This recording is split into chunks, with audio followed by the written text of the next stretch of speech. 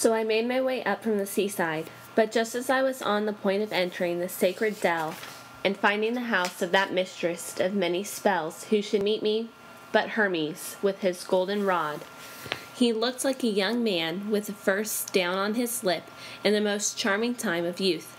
He grasped my hand and said, "Whither away again, you poor fellow, alone on the hills, in a country you do not know?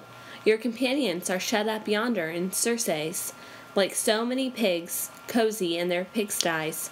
Are you going to set them free? Why, I warn you that you will never come back. You will stay here with the others. All right, I will help you and keep you safe. Here, take this charm, and then you may enter the house of Circe. This will keep destruction from your head. I will reveal to you all the malign arts of Circe. She will make you a posset and put drugs in the mess, but she will not be able to bewitch you for all that. For the good charm which I will give you will foil her. I will tell you exactly what to do. As soon as Circe gives you a tap with her long rod, draw your sword at once and rush upon her as if you meant to kill her. She will be terrified and will invite you to lie with her. Do not refuse, for you want her to free your companions and to entertain you.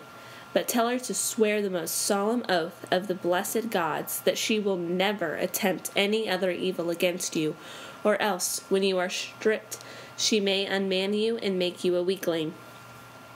With these words, Argithontes handed me the charm which he had pulled out of the soil and explained its nature. The root was black, but the flower was milk white. The gods call it moly. It is hard for mortals to find it, but the gods can do all things. Then Hermes departed through the woody island to high Olympus, but I went on to Circe's house, and I mused deeply as I went. I stood at the doors, and as I stood, I called loudly, and the beautiful goddess heard. Quickly she came out and opened the doors, and I followed her much troubled. She led me to a fine carven chair, covered with silver knobs, with a footstool for my feet. Then she mixed me a posset and dropped in her drugs with her heart full of wicked hopes. I swallowed it, but it did not bewitch me. When she gave me a tap with her wand and said, "Now then, to the sty with you, and join your companions," I drew my sharp sword and leapt at Circe as though to kill her. She let out a loud shriek and ran up and embraced my knees and blurted out in dismay, "Who are you? Where do you come from in the wide world? Where is your city? Who are your parents? I am amazed that you have swallowed my drugs and you are not bewitched.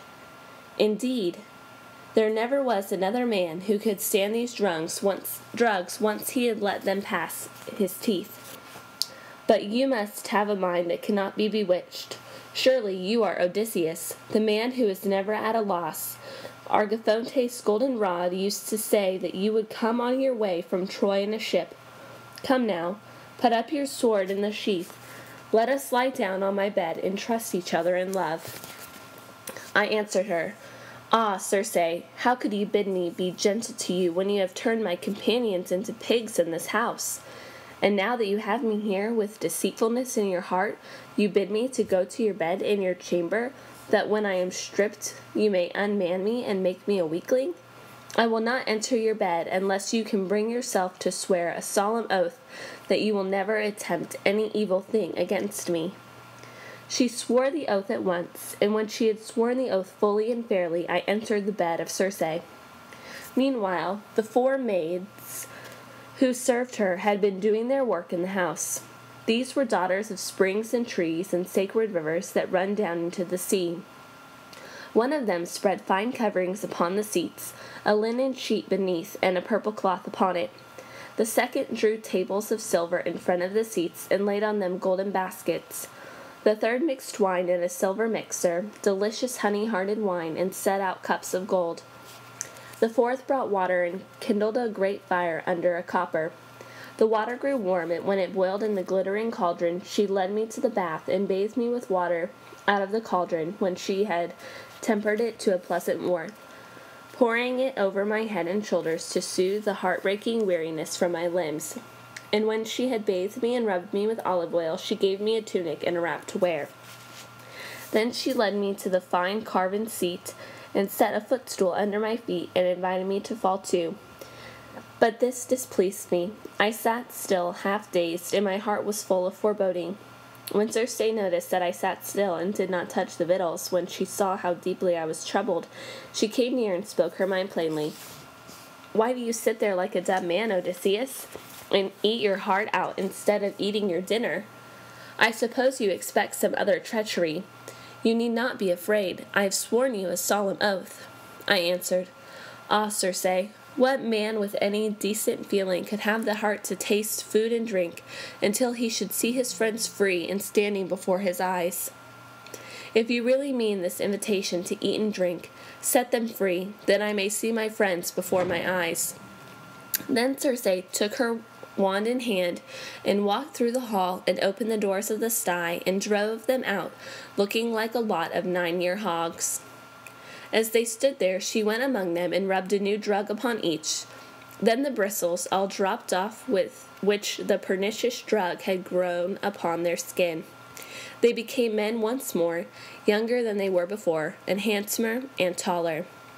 They knew me, and each grasped my hand. They sobbed aloud for joy till the hall rang again with the noise, and even the goddess was touched. She came close to me and said, "Prince Laertiades, Odysseus, never at fault. Go down to the seashore where your ship lies. First of all, draw up the ship on the beach and stow all your goods and tackle in a cave. Then come back yourself and bring the rest of your companions with you." So I went, and when I reached the shore, I found my companions sitting beside the ship in deep distress. But as soon as they saw me, they were like so many calves in a barnyard, skipping about a drove of cows as they come back to the midden after a good feed of grass. They cannot keep in their pens, but frolic round their dams, lowing in a deafening chorus. So the men crowded around me, with tears running down over their cheeks. They felt as glad as if they had come back to their native land, to rugged Ithaca, their home where they were born and bred, and they cried out from their hearts, "You are back again, my prince. How glad we are, as glad as if we had come safe home to Ithaca. Now do tell us what has become of our companions." I answered gently, "First of all, we will draw up the ship on shore and store the tackle and all our belongings in some cave. Then bestir yourselves and come with me, all of you, and you shall see your companions in the sacred house of Circe, eating and drinking. They have enough and to spare." At once they set about the work. And now what should I see but Eurylochus alone, trying to stop them? He made no secret of his thoughts. "Oh, you poor fools," he cried out. "Where are we going? Do you want to run your heads into trouble? Go to Circe's house and let her turn you all into lions or wolves to keep watch for her whether or like it or not. Just Cyclops over again. When our fellows went into his yard and this same bold Odysseus with them, it was only his rashness that brought them to destruction." When I heard this, I thought for a moment that I would draw my sword and cut off his head and let it roll on the ground, for all he was my near relation. But the others held me back and did their best to soften me. "Let us leave the man here, Prince, if you please. Let him stay by the ship and look after the ship. Lead the way. We are going with you to Circe's house." Then away they went up from the shore. Indeed, Eurylochus would not be left behind. He came too, for he had a terror of my rough tongue. Then Circe gave a bath in her house to my companions, and had them rubbed with olive oil, and gave them tunics and woolen wraps. We found all the others feasting merrily in the hall. When they saw one another face to face, and knew one another, their feelings were too much for them. They made such a noise that the roof rang again, and the radiant goddess came up to me and said, "No more lamentations now, Odysseus. I know myself how many hardships you have suffered on the seas, and how many cruel enemies have attacked you on land. Now then, eat your food and drink your wine until you become as gay as when you first left your rugged home in Ithaca. Just now you are withered and downhearted. You can't forget your dismal wanderings. Your feelings are not endued with good cheer, for assuredly you have suffered much." We took her advice, and there we remained for a whole year, with plenty to eat and good wine to drink. But when the year was past and the seasons came round again, my companions called me aside and said, "Good heavens, have you forgotten home altogether? Do you remember it? If it is really fated that you shall have a safe return to your great house in your native land? And so when I came to Circe's bed, I entreated her earnestly, and she listened to what I had to say. Keep the promise you made me, Circe, that you would help me on my homeward way. My mind is set upon it, and my companions too. They were worrying about it and grumbling all round me when you are not by. She answered, Prince Laertiades never baffled Odysseus. I would not have you remain in my house unwillingly, but there is another journey you must make first. You must go to the house of Hades and awful Persephone to ask directions from Tiresias, the blind Theban seer. His mind is still sound, for even in death Persephone has left him his reason. He alone has sense, and others are fitting shadows. This fairly broke my heart. I sat on the bed and groaned, and I no longer cared to live and see the light of the sun. But when I had worked off my feelings by groaning and writhing, I said to her, O Circe, who will be our guide to this place? No one has ever traveled to Hades in a ship. The beautiful goddess answered, You need not hang about the ship and wait till a guide turns up. Set your mast, hoist your sail, and sit tight. The north wind will take you along.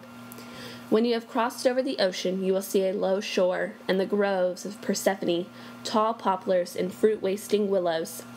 There, beach your ship beside deep eddying Oceanos, and go on yourself to the moldering house of Hades. There into Acheron, this river of pain, two streams flow, Pythroglythin, blazing with fire, and Socetos, resounding with lamentation, which is a branch of the hateful water of Styx. A rock is there, by which the two roaring streams unite. Draw near to this, brave man, and be careful to do as I bid you. Dig a pit and about 1 cubit's length along and across, and pour into it a drink offering for all souls, first with honey and milk, then with fine wines, the third time with water, sprinkling over it white barley meal. Pray earnestly to the empty shells of the dead. Promise that if you return to Ithaca, you will sacrifice to them a faro cow, the best you have, and heap the burning pile with fine things. And to Tereus, alone, in a different place, you will dedicate the best black ram you have in your flocks. After that, when you have made your prayers to the goodly company of the dead, sacrifice a black ram and a black ewe, turning their heads down towards Erebos. Then turn back yourself and move towards the ocean shore. The souls of the dead who have passed away will come in crowds. Then call your companions and bid them flay and burn the bodies which lie slaughtered, and pray to the gods, to mighty Hades and awful Persephone. Draw your sword and sit still, but let none of the empty shelves of the dead approach the blood before you ask Tiresias what you want to know. The seer will come at once, and he will tell you the way and the measure of your path, and how you may return home over the fish-giving sea. Even as she spoke, the dawn came enthroned in gold. Circe gave me tunic and cloak to wear, and herself put on a white shining robe, delicate and lovely, with a fine girdle of gold about her waist, and drew a veil over her head. I went through the house and aroused my companions, speaking gently to each man as I stood by him. Sleep is sweet, but now no more drowsy slumber. Let us go. Circe has told me what to do. They obeyed me, full of courage, but even there we had trouble before we left. One of us, Elpenor, the youngest of all, one not so very valiant in war or steady in mind, had been sleeping by himself on the roof to get cool, being heavy with wine. He heard the noise and bustle of the men moving about, and jumped up in a hurry, but his poor wits forgot to come down again by the long ladder. He fell off the roof and broke his neck, and his soul went down to Hades. When the men had all come, I said to them, No doubt you think we're going straight home, but Circe has marked out another road for us, to the house of Hades and awful Persephone. When I said this, it fairly broke their hearts. They sat down where they were, and groaned, and tore their hair, but it did them no good to lament. While we were on the way to our ship in sorrow and mourning, Circe had got there before us, and left fastened near the ship a black ram and ewe. She slipped past us easily. Who could set eyes on a god if he did not wish it, going this way or coming that way?